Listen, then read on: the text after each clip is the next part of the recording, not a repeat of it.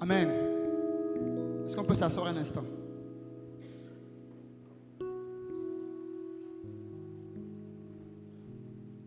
Effectivement, quand le Seigneur restaure, c'est pour qu'on s'élève. Une personne qui est restaurée et qui est assise, qui ne fait rien, a la même valeur qu'un mort. Un vie ne fait rien, l'autre est mort, ne fait rien. L'autre ne fait rien parce qu'il est mort, il est dans le sommeil.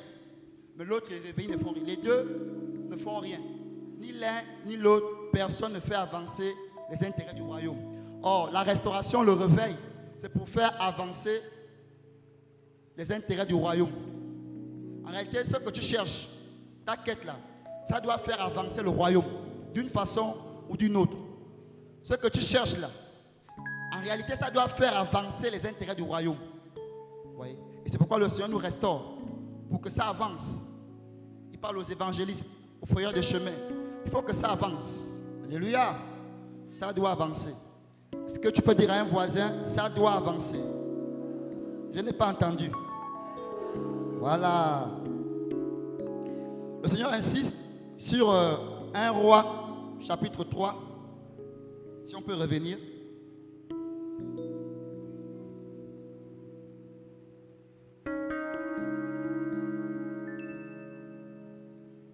On va partager un peu la parole et certainement on va encore prier un peu. Amen. Amen. Qu'est-ce qui se passe?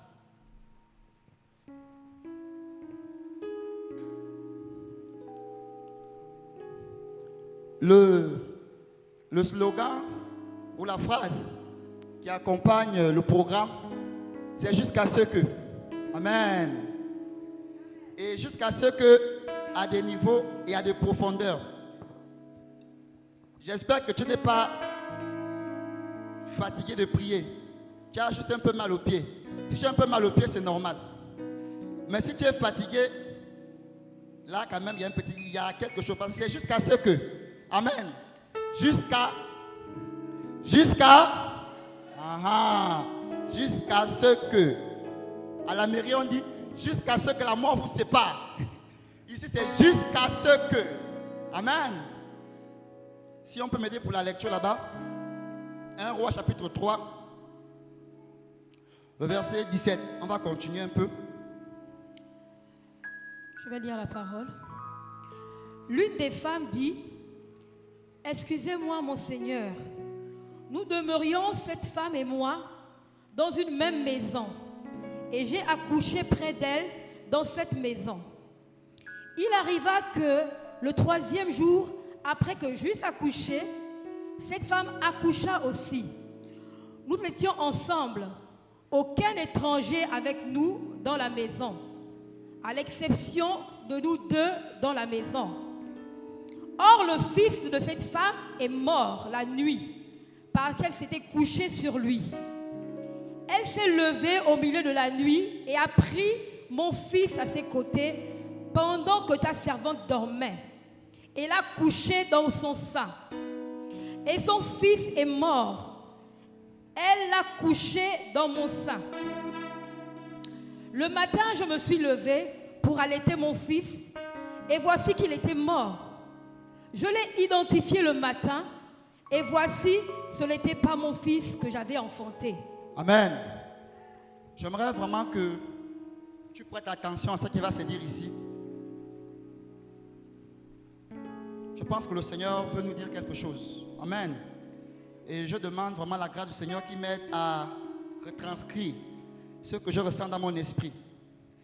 Il y avait 2 femmes, 2 prostituées, qui peuvent être l'image des personnes que le Seigneur rachète du péché. Voilà.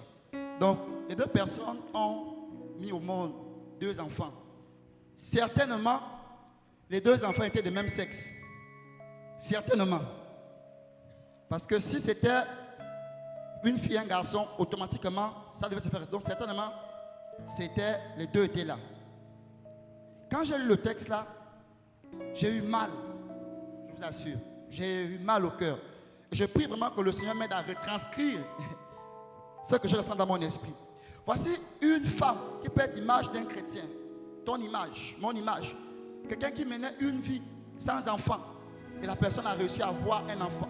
Vous-même, vous savez comment dans les Écritures, avoir un enfant, c'est difficile. Il a fallu l'intervention divine pour que Sarah puisse avoir l'enfant.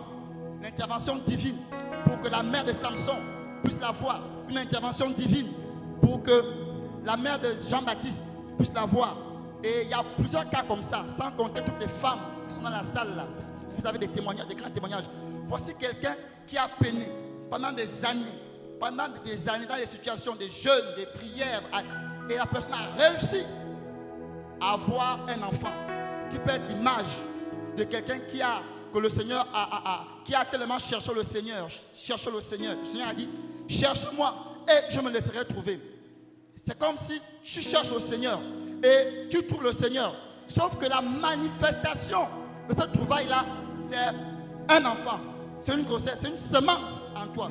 Voici quelqu'un qui a reçu une semence qui vient d'en haut. Vous voyez?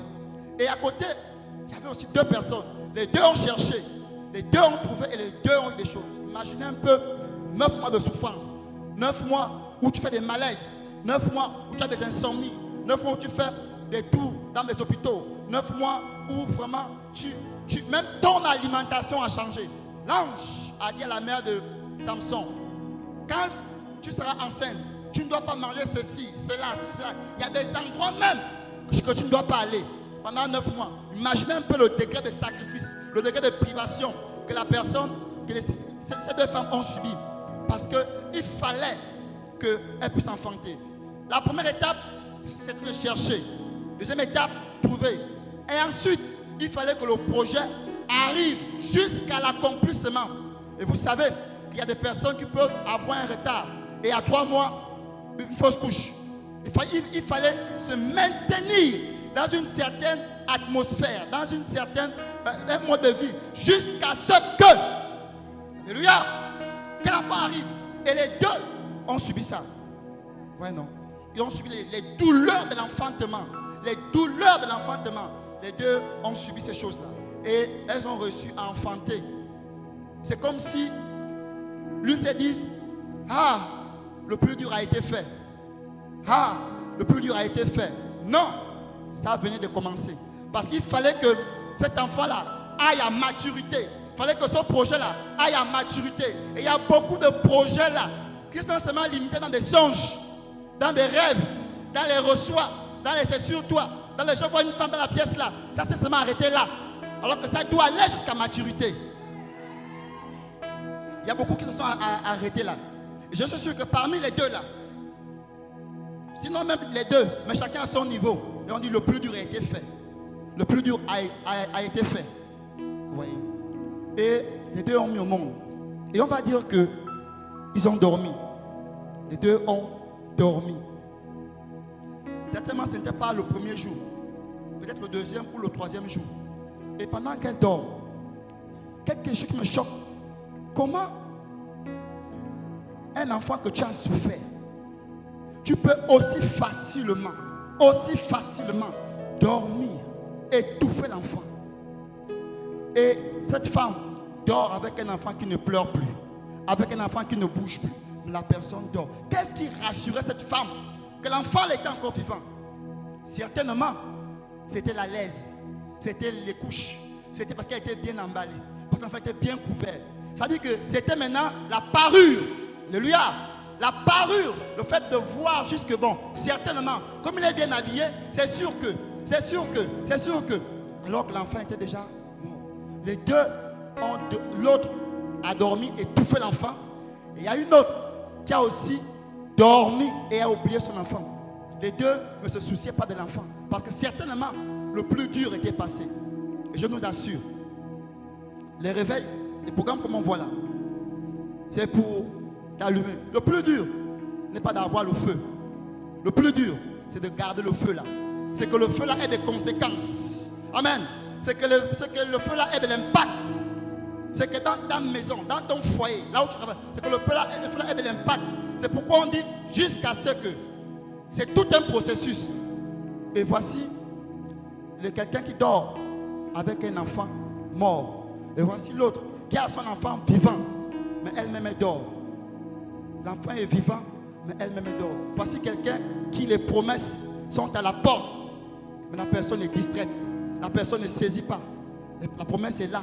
Voilà quelqu'un qui a souffert. Comment aussi facilement, quelque chose que tu as obtenu dans les retraites, dans les prières, dans les jeûnes, tu as transmis. Comment aussi facilement, tu te désintéresses de la chose. Et ce passage m'amène à dire que ce que tu es en train de chercher, le fait même d'avoir cette conscience-là, que il faut que je me réveille, il faut que ça change.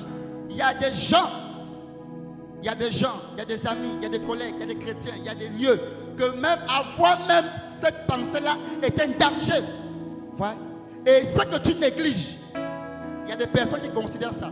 Si toi tu te négliges, Satan ne te néglige pas. Si toi tu te sous-estimes, Satan ne te sous-estime pas. Si toi tu dors, Satan lui veille parce qu'il veut t'arracher.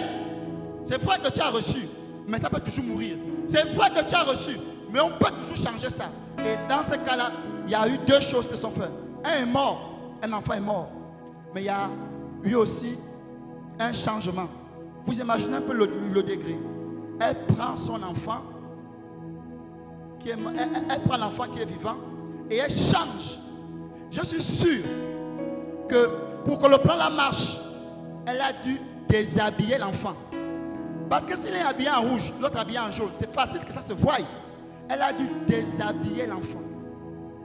On l'a porté les habits d'un mort. Vous voyez? On l'a porté les habits d'un mort. Et l'autre était là allongé sans savoir que c'était un mort. Elle a commencé à s'habituer à la mort. Ouais, non, habituer à la mort.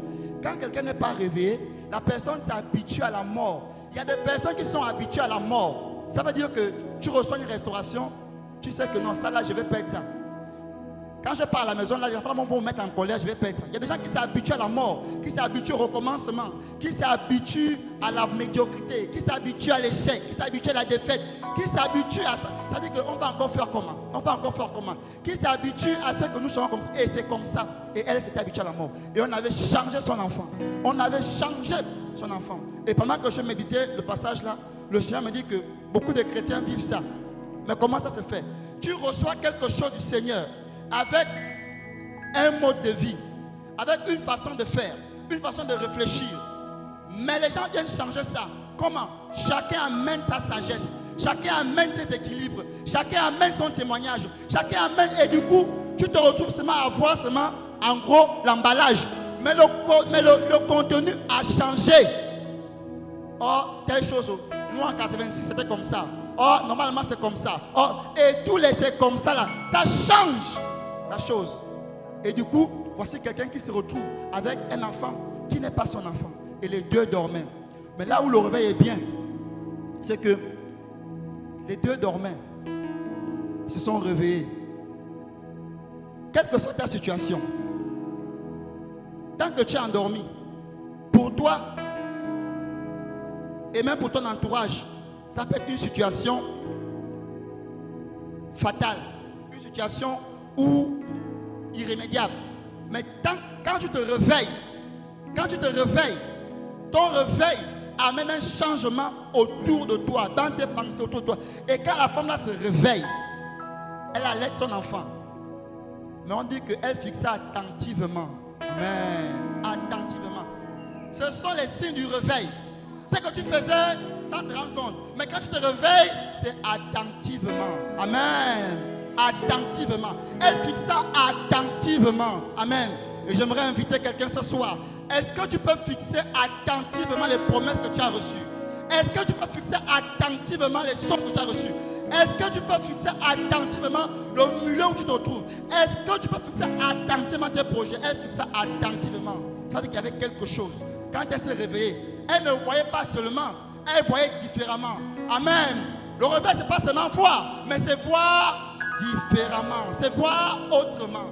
Amen. Un des signes que tu es réveillé, c'est qu'il faut que ta vision change, ta façon de voir change, ta façon de voir le jeûne, de voir la prière. Ça doit changer, ça doit changer. Et elle fixa attentivement, attentivement. Et elle s'est rendue compte que ça, c'est une copie. Ça, c'est une falsification. Ça là, c'est un mélange. Ça, non, c'est pas ça. Ça, non, c'est pas ça, c'est pas ça, c'est pas ça, c'est pas ça. C'est pas ça. Non, c'est pas ça. Il y a 5 ans en arrière, ce n'était pas comme ça. Non, ça c'est plus mon foyer. Non, ça c'est plus mon foyer. Je ne reconnais plus l'enfant là. Non, quand elle avait 16 ans, n'était pas comme ça. Ça a changé. Ce n'est plus comme ça. Elle fixe attentivement. Et quand tu fixes attentivement ton foyer, tes enfants, même ton lieu de prière, tu verras le changement. Amen. Là où tout le monde acclame, tu dis non, ce n'est plus comme ça. Non, ce n'est plus comme ça. Non, avant quand je chantais, ce n'était pas comme ça. Ça là, ce n'est que les do mineurs, les ré, les non. Non, la mélodie est maintenant vite. Ce n'est plus comme ça. Là, il n'y a que la belle voix qui est restée. Ce n'est plus comme ça. Amen. Là, il n'y a que les cris. Ce n'est plus comme ça. Alléluia.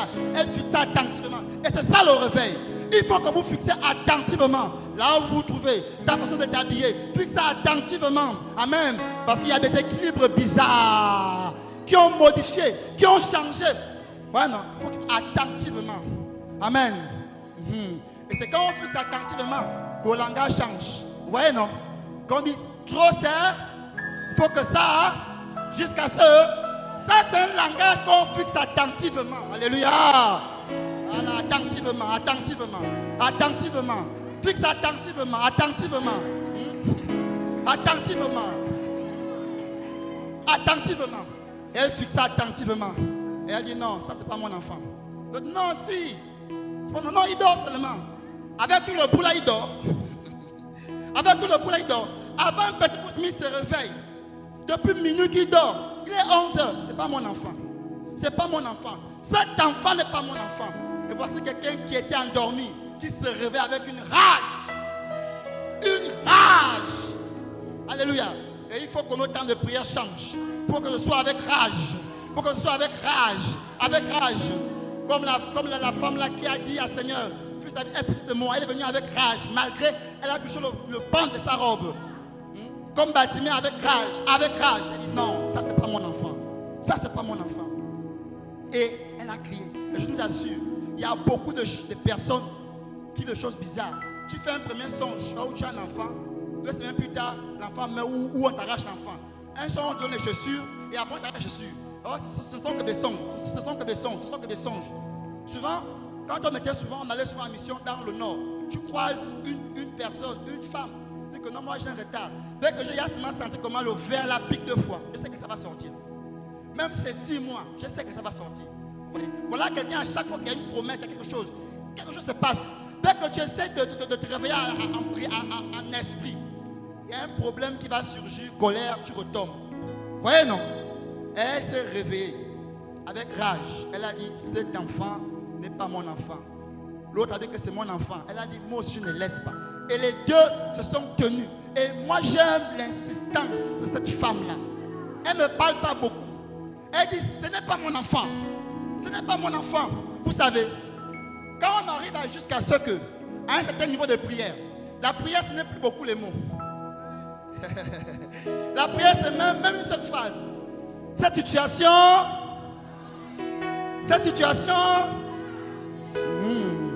ou encore, cette situation n'est pas cette maladie n'est pas ce chômage n'est pas mon, c'est tout. Moi je ne connais pas prier beaucoup. J'ai seulement une phrase, cette situation n'est pas ma situation. Cette situation, et c'est de telles prières qui changent. Et elle a tenu ferme jusqu'à chez le roi. Amen. Et nous vivons dans un temps là où on veut nous faire accepter les choses. Que c'est comme ça, que c'est comme ça. Mais il faut des personnes qui se lèvent. Quand le réveil arrive, le langage change. Il faut qu'on arrête de s'approprier les maladies, s'approprier les lourdeurs, s'approprier. Il faut qu'on arrête ça. Il faut qu'on se révolte. Amen. Il faut qu'on se révolte. Et quand on parle de la révolte, là, comme disait un frère il y a quelques dimanches, même ta position de prière change. Il y a des sujets de prière que tu ne peux pas prier, tu es assise. Il y a des sujets de prière que tu ne peux pas prier, tu es content comme ça. Il y a des jours où tu sens vraiment que tu es révolté. Cette situation, les situations, ça doit changer. Amen. Et le temps me manquerait de prendre, toi-même tu connais ta vie. Jésus a dit à Pierre, viens et suis-moi. Je ferai de toi quoi? Hein? Donc quand Pierre commence à suivre Jésus là, s'il doit suivre Jésus ici, à là-bas, quand il suit Jésus, quand il arrive ici, En réalité, il doit être un pécheur. Un pécheur. Parce que Jésus a dit, suis-moi et je ferai de toi un pécheur. Mais si Pierre arrive ici, c'est toujours un pécheur de poisson. C'est comme si quelque chose a été changé dans sa vie. Et regarde ta vie. On va encore prier. Mais cette fois-ci, je ne veux pas que tu pries parce que si je reste assis là, on va me regarder bizarre. Non. Je veux que tu te concentres sur quelque chose. Sur tes enfants. Sur ta fille qui était bien. Et jusqu'à présent, elle est devenue bizarre. Ton mari a changé de comportement bizarrement. Sur ta façon de prier. Tes jeunes. Une situation qui perdure. Tu vois, qui fait un peu pendant des signes. Je veux que tu te concentres sur ça. Sur ça, sur ça. Tu n'es pas obligé d'avoir beaucoup de mots. Même une seule phrase. Une seule parole. En français, une phrase qui a un sens, une phrase qui a sujet, verbe, complément. Mais dans le domaine du réveil, dans le domaine de l'intercession, la prière ne répond pas à cette norme-là. Même un seul mot. Je veux voir. Je veux voir. Je veux voir. Je veux voir. Tu comprends ça? Donc, même un seul mot, même un seul mot, même un seul mot. Je veux qu'on se lève avec rage, avec rage. Tu n'es pas obligé de prier comme l'autre. Vous n'avez pas les mêmes problèmes. Elle, son enfant s'appelle Jésus. Toi, ton enfant s'appelle Samson. L'autre enfant s'appelle Jean-Baptiste. Ce n'est pas les mêmes grossesses, ce n'est pas les mêmes enfants. Vous n'avez pas perdu les mêmes choses. Vous voyez, tu veux que je continue une promesse qui a duré. Une promesse que tu sais que non, ça là, en réalité, je dois atteindre ça. Comme Pierre, suis-moi, je ferai de toi. Quand je vois ce qu'il m'a dit, là où je dois être arrêté, je dois déjà être dans ce qu'il a dit. Mais je ne sais pas ce qui se passe au milieu-là. C'est sur ça là, amen, que je veux que tu te concentres. Voici la fin d'année. Chaque fin d'année, tu tombes. Tu sais que non, le 25, je vais tomber. Ça là, ça là, ça. Voilà sur quoi tu dois t'accentuer. Sur la colère qui t'embête, quand tu te fâches là, c'est comme s'il y a un deuxième toi qui sort de toi. Voilà les choses. Tu comprends ça? C'est ça là qu'il faut prier. Amen. Levons-nous.